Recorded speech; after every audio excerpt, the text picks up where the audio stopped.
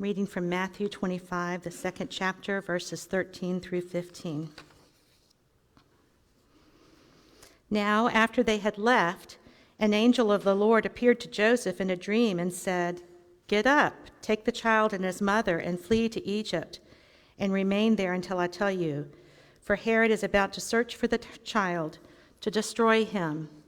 Then Joseph got up, took the child and his mother by night, and went to Egypt, and remained there until the death of Herod. This was to fulfill what had been spoken by the Lord through the prophet, "Out of Egypt I have called my son."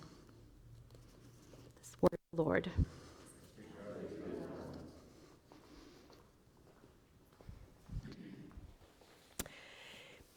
Once again, we have a scripture passage that involves mass death by water, right on the tail of another deadly hurricane here in the U.S.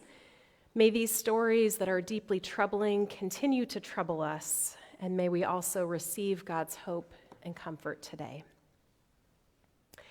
When Egypt's king was told that the people had run away, Pharaoh and his officials changed their minds about the people. They said, "What have we done, letting Israel go free from their slavery to us?" So he sent for his chariot and took his army with him. He took 600 elite chariots and all of Egypt's other chariots with captains on all of them. As Pharaoh drew closer, the Israelites looked back and saw the Egyptians marching toward them. The Israelites were terrified and cried out to the Lord. They said to Moses, "Weren't there enough graves in Egypt that you took us to die in the desert? What have you done by bringing us out of Egypt like this? Didn't we tell you the same thing in Egypt? Leave us alone. Let us work for the Egyptians. It would have been better for us to work for the Egyptians than to die in the desert." But Moses said to the people, "Do not be afraid. Stand your ground and watch the Lord rescue you today. The Egyptians you see today you will never see again. The Lord will fight for you. You just keep still." Then Moses stretched out his hand over the sea, and the Lord pushed the sea back by a strong east wind all night, turning the sea into dry land. The waters were split into two. The Israelites walked into the sea on dry ground. The waters formed a wall on their right hand and on their left, and the Egyptians chased them and went into the sea after them, all of Pharaoh's chariots and horses and cavalry. As morning approached, the Lord looked down on the Egyptian camp from the column of lightning and cloud and threw the Egyptian camp into a panic. The Lord jammed their chariot wheels so that they wouldn't turn easily. The Egyptians said, "Let us get away from the Israelites because the Lord is fighting for them against Egypt." Then the Lord said to Moses, "Stretch out your hand over the sea so that the water comes back and covers the Egyptians, their chariots, and their cavalry." So Moses stretched out his hand over the sea. At daybreak, the sea returned to its normal depth. The Egyptians were driving toward it, and the Lord tossed the Egyptians into the sea. The waters returned and covered the chariots and the cavalry, Pharaoh's entire army that they had followed into the sea. Not one of them remained. The Israelites, however, walked on dry ground through the sea. The waters formed a wall on their right hand and on their left. Friends, this is the word of God for the people of God. Thanks be to God. One night last spring, Micah and I went to a school-wide evening of outdoor fun. In addition to the more traditional playground equipment, Bluestone has a variety of outdoor recreation spaces: a soccer field, a basketball court, a gaga ball arena, and lots of different things to climb. Micah and his friends gravitated towards the really high-tech stuff, a bunch of logs and rocks in a circle. The kids made the circuit around again and again. Some of the gaps between the rocks and logs were pretty formidable, and I watched nervously as most of the children leapt with both feet, flying through the air until they landed on uneven and wobbly terrain of the next rock or log. Kierkegaard would have been proud. There was one other approach that I observed, the one I think I probably would have chosen myself. While one foot remained firmly in place on one support, the jumper tried to lead with the other foot to the next point in the circle. I thought it was a far more sensible approach, but it also led to the only injury of the night. And I knew then that I was witnessing an important life lesson. It's hard to move on to the next step when you've got one foot rooted in the past or the present. The biggest, most difficult, but potentially most meaningful and life-changing changes often entail leaps of faith across impossible chasms. This is the story of an impossible journey to liberation. The universal themes have been made particular in communities among peoples who have experienced migration and oppression, exploitation and identity formation, traumatization and liberation, including enslaved Africans and their descendants in this country, and Black South Africans living under apartheid. While it was written and transmitted through contexts very different from our own, this too is our story. I've often thought about the Israelites' impulse to reach back into Egypt. We see it here before they've even left the country, and the refrain will continue to echo through their wilderness journey. They take the leap, but then they have an extraordinary long hang time in the air along the way. And it's understandable that some might want to do a midair pivot to go back to what they knew. The liberating God was offering new life and freedom, but once the journey became real, some started to have second thoughts. And the Israelites weren't the only ones. The liberation of the Israelites could have been a catalyst for the liberation of the Egyptians, too. A series of plagues, each worse than the last, showed that the Egyptians could no longer avoid the death and destruction that was born out of oppression, injustice, and slavery. But it wasn't until he was grieving the death of his own son that Pharaoh finally relented long enough for the Israelites to pack up and get moving. One foot stepped out tentatively towards a new future, and the other foot, which remained firmly planted in systems of power and privilege and supremacy, pulled Pharaoh back onto that familiar but deadly ground.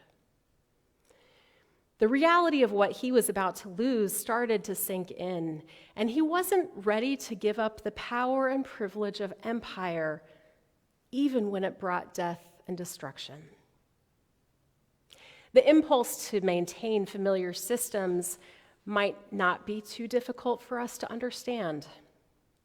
For one thing, fighting for justice and peace and liberation is hard.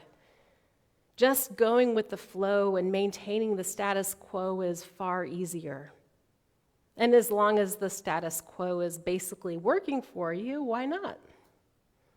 We're afraid of what we'll lose, or afraid of how things will change, or we're worried that we'll fail, or we've become dependent on life as we know it. Obstacles seem impossible to overcome, or we know that we can't do it on our own, and we just don't trust others to do their part of the group project.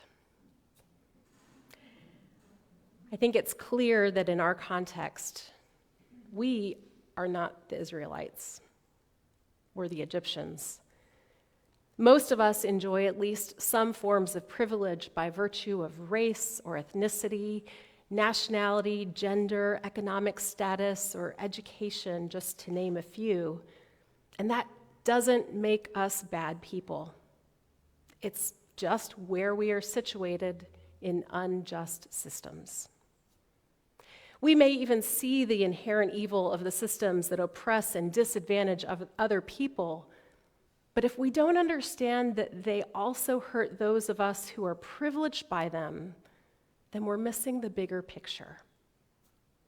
We are inextricably connected to each other, either in oppression or in liberation. Nothing can flourish in a death-dealing ecosystem. But privilege is a powerful tether. To live into God's intended realm of peace, justice, and abundant life, we need to take that two-footed leap of faith. Sometimes it takes being broken apart before we can begin to envision a new way of being put back together. People in recovery, as we'll probably hear about a little later, often talk about hitting their rock bottom. It's the point where you know, beyond a shadow of a doubt, that something has to give. It's a matter of life and death. Deciding to make that change is one thing, but actually making it is another. You come to see just how much of your life has been shaped by or built around the very thing that has been killing you. And not just your life, but everything around you.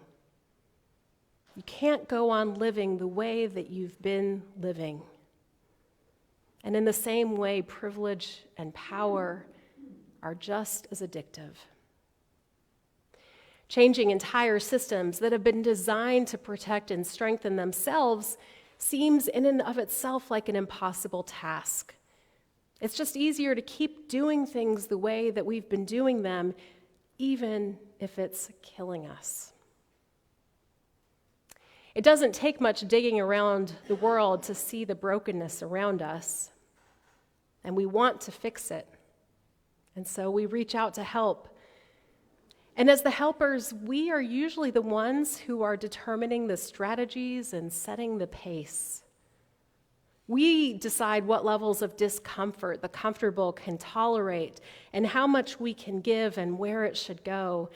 And we want to work for peace and justice, but while one foot reaches out to do the work, the other remains firmly planted in the safety and security that so many lack. And so we end up with this perpetual cycle of help and aid and assistance when what we really need is a total upheaval of the systems that perpetuate these cycles. Systems that decide who will win and who can keep shouldering the devastation. Providing aid in times of crisis is critical work, and there are good ways of doing it.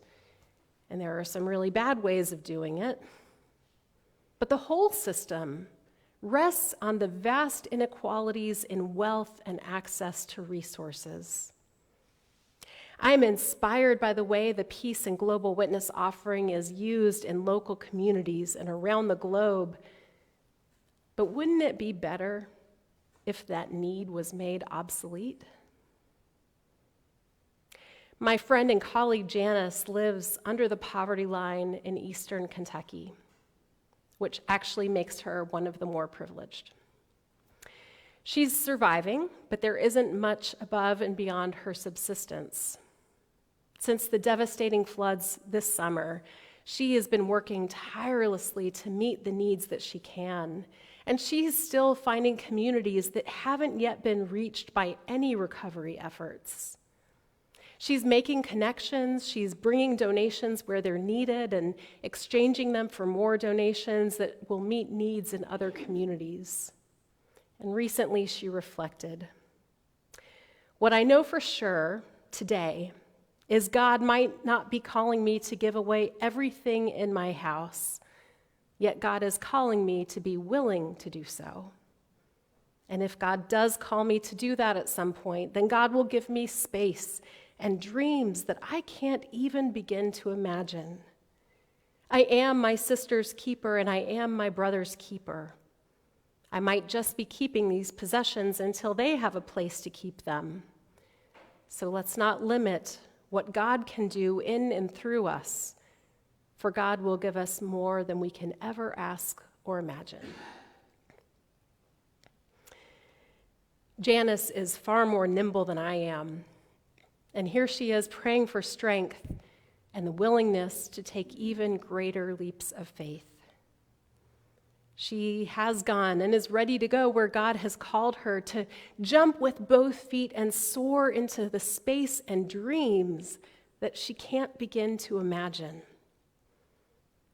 She's ready to be willing to give everything away, but she shouldn't have to. For one thing, she's no stranger to struggle herself. She's already giving sacrificially. But beyond that, there shouldn't be a need for that in the first place. There are enough resources to meet the basic needs of every person in the world. And if we have more than we need, it's a sign of privilege that we experience in the context of injustice that we live in and perpetuate every day. We didn't start it, but here we are, stuck. Limiting ourselves and limiting God, limiting what we can experience through God by keeping one foot sure on solid ground. World Communion Sunday reminds us of our deep connection to one another, that we are our siblings' keeper. The focus on peace and global witness reminds us of how far we are from that and how necessary that work remains, how bound we all are in sinful dynamics that are killing us. I confess that I am stuck in systems that I want to dismantle, and I don't want to lose too much. The fact that God offers freedom and liberation from whatever binds us scares me, because to grasp God's gift of liberation, we need to pry ourselves free from whatever is keeping us planted and invested in the systems that lift us up while others suffer. I'm starting to understand how the Egyptians got stuck. Janice imagines the space and dreams that God can open, and I imagine running joyfully around a circle of rocks and logs, jumping with both feet in that journey together. But I'm still the cautious hopper. I think that's okay, because what feels impossible to me now will only happen with God's help, and we aren't making that journey without it. The liberating God that we worship desires peace and justice, empowerment, mutuality, love, respect, diversity, equality, and care for all of creation. That is God's kingdom come, and it will be done. God will work through us, or in spite of us, until it is accomplished. God provides the vision and calls us to the journey. Are we ready to take the leap?